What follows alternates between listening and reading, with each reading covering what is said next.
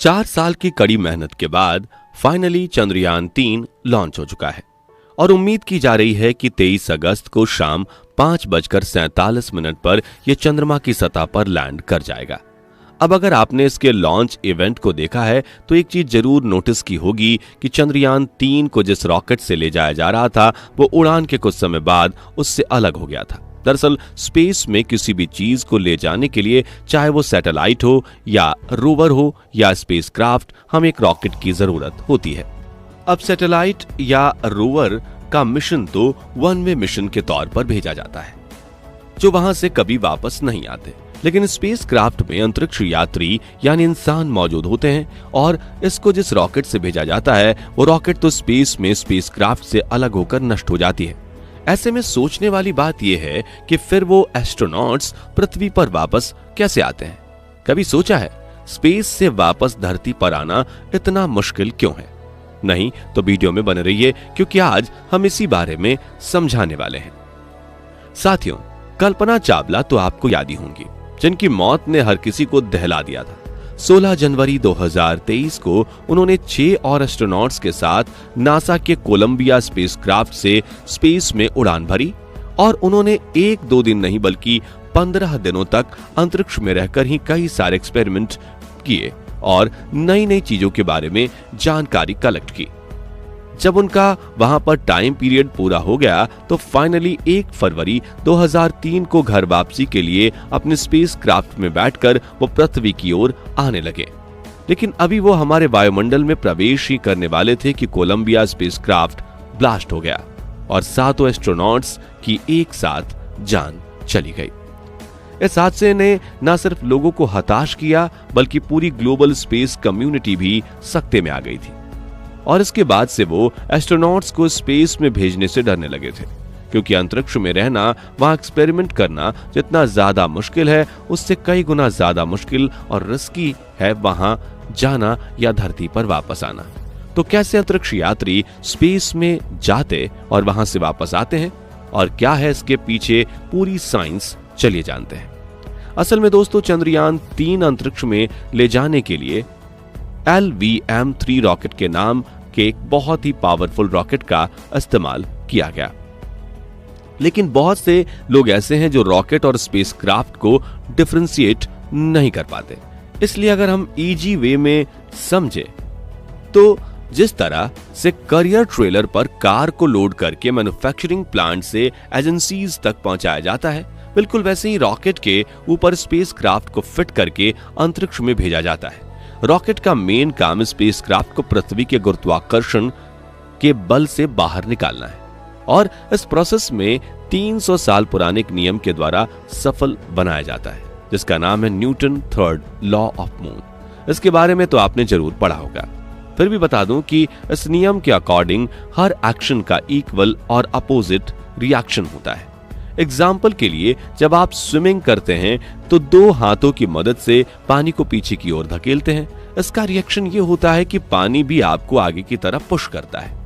जितना ज्यादा आप पानी को पीछे धकेलते हैं उतनी ही ज्यादा आप आगे बढ़ते हैं। इन रॉकेट का फंक्शन भी कुछ इस तरह से है। अगर आपने चंद्रयान-3 लॉन्च होते हुए देखा होगा तो उसके नीचे से निकलने वाली आग के लपटों और दूर तक फैले हुए धुएं को भी जरूर नोटिस किया होगा। असल में जब रॉकेट का ईंधन जलता है तो उसमें से गर्म गैसेस और धुआं बाहर निकलने लगता है। रॉकेट को इस तरह से डिजाइन किया जाता है कि ये गैसेस नीचे की तरफ प्रेशर बनाने लगती हैं जिससे ये थ्रस्ट पैदा करती हैं और इसी थ्रस्ट के चलते रॉकेट्स ऊपर की ओर बढ़ने लगते हैं। ये जितनी तेजी से गर्म गैसेस और धुएं को नीचे की तरफ छोड़ता है उतनी ही ज्यादा स्पीड से ये अंतरिक्ष की ओर बढ़ने लगता है।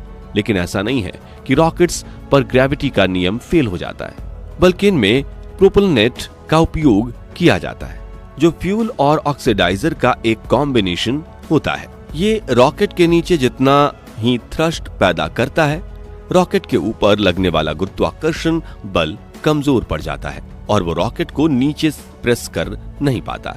मेन रॉकेट के अलावा आपने उसके साइड में 2 छोटे छोटे बूस्टर रॉकेट्स लगे हुए देखे होंगे।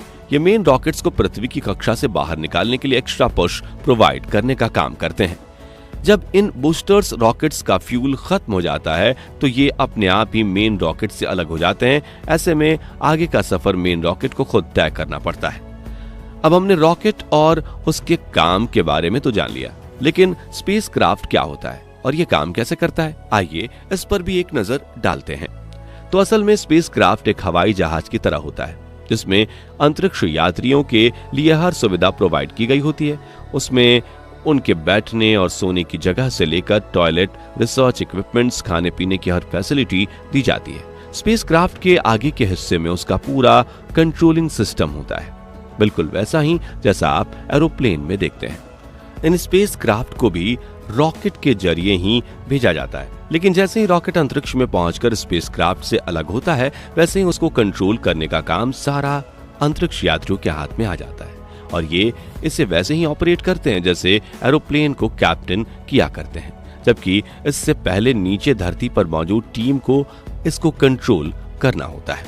इन स्पेसक्राफ्ट में कई एडवांस्ड टूल मौजूद होते हैं जिनके जरिए हर पल की खबर ग्राउंड स्टेशन पर टीम को मिलती रहती है। स्पेस में जाने के बाद अंतरिक्ष यात्री अपने रिसर्च पर काम करते हैं और उन्हें पूरा करके अपने पृथ्वी पर लौटने लगते हैं और यही सबसे मुश्किल पड़ाव होता है। स्पेसक्राफ्ट को पृथ्वी के वायुमंडल में एंटर कराना बहुत रिस्की काम है। हमारे वायुमंडल में एंटर करने के लिए सबसे पहले स्पेसक्राफ्ट धीरे धीरे पृथ्वी का चक्कर लगाते हुए उसकी कक्षा की तरफ बढ़ता है और उसके बाद वो पृथ्वी के वातावरण में प्रवेश कर जाता है। यहाँ एंटर होते ही उसे बहुत तेज गर्म हवाओं और प्रेशर से गुजरना पड़ता है। उस पर इतना ज्यादा प्रेशर और फ्रिक्शन पड़ता है कि स्पेसक्राफ्ट में आग लगने की संभावना काफी बढ़ जाती है और कल्पना चावला का स्पेसक्राफ्ट भी इसी फ्रिक्शन की वजह से ब्लास्ट कर गया था। इस फ्रिक्शन से बचने के लिए स्पेसक्राफ्ट के ऊपर एक खास किस्म की हीट इंसुलेशन शीट लगाई जाती है ताकि स्पेसक्राफ्ट डैमेज ना हो। लेकिन अगर ये शीट टूट गई तो पृथ्वी पर सही सलामत लौटना अंतरिक्ष यात्रियों के लिए बहुत ही मुश्किल नहीं बल्कि नामुमकिन हो जाता है। अब बात करें सारी बाधाओं को पार करने के बाद स्पेसक्राफ्ट जमीन पर लैंडिंग कैसे करता है। तो इसकी लैंडिंग बिल्कुल वैसी होती है जैसे एक एरोप्लेन की कराई जाती है, लेकिन इसकी स्पीड एरोप्लेन से बहुत ही ज्यादा होती है। यही रीजन है कि लैंडिंग से पहले इसकी स्पीड को कंट्रोल करने के लिए स्पेसक्राफ्ट के पीछे एक पैराशूट खोला जाता है जो इसके अपोजिट फोर्स डालना शुरू कर देता है। ऐसे में बिना किसी हादसे के स्पेसक्राफ्ट धीरे धीरे रुक जाता है और सभी एस्ट्रोनॉट्स घर वापसी कर लेते हैं। इसकी लैंडिंग के लिए उसी एयरपोर्ट रनवे का इस्तेमाल किया जाता है जिस पर एरोप्लेन्स उतरते या उड़ान भरते हैं और लैंड होने से पहले इसके व्हील्स भी खुल जाते हैं। पर आपकी जानकारी के लिए बता दें कि कुछ स्पेसक्राफ्ट्स को समुद्र में भी लैंड कराया जाता है जिन्हें स्प्लैश डाउन कहा जाता है। जैसे कि चांद से वापस आने के बाद नील आर्मस्ट्रॉन्ग के स्पेसक्राफ्ट अपोलो 11 ने समुद्र में ही लैंडिंग की थी। इसके अलावा मर्क्यूरी, जेमिनी और सोयूज जैसे स्पेसक्राफ्ट भी पानी में ही लैंड हुए थे, लेकिन यह प्रोसेस थोड़ा रिस्की हो जाता है क्योंकि इसमें स्पेसक्राफ्ट के डूबने का खतरा रहता है। यहाँ आपकी जानकारी के लिए बता दें कि स्पेसक्राफ्ट को कई बार ट्रैवल करने के लिए इस्तेमाल किया जा सकता है, लेकिन उसे अंतरिक्ष में ले जाने वाले रॉकेट को दोबारा यूज में नहीं लाया जा सकता क्योंकि उसे डिस्पोजेबल माना जाता है और एक बार जो स्पेसक्राफ्ट से अलग हो गया तो उसे समुद्र या स्पेसक्राफ्ट सेमेट्री में क्रैश कर दिया जाता है। लेकिन एलन मस्क के स्पेस एक्स ने अपने फाल्कन 9 रॉकेट को इस तरह से डिजाइन किया है कि स्पेसक्राफ्ट से अलग होने के बाद भी ये वापस अपनी जगह पर वर्टिकली लैंड हो जाता है और इसे बार बार इस्तेमाल में लाया जा सकता है। अब इस तरह के रॉकेट में इसरो भी अपना इंटरेस्ट दिखा रहा है। ऐसे में हो सकता है कि आने वाले सालों में हमारे वैज्ञानिक भी ऐसा रीयूजेबल रॉकेट्स बनाने में कामयाब हो जाएं। आई होप आपको स्पेस में जाने और स्पेस से वापस धरती पर आने के पीछे की साइंस समझ आ गई होगी। इसी उम्मीद के साथ मैं भी आपसे अलविदा लेता हूँ। वीडियो कैसी लगी कमेंट सेक्शन में जरूर बताना और अगर चैनल पर नए हैं तो चैनल को सब्सक्राइब जरूर करें। मिलते हैं जल्दी ही ऐसी एक और इंटरेस्टिंग वीडियो के साथ, तब तक के लिए गुड बाय।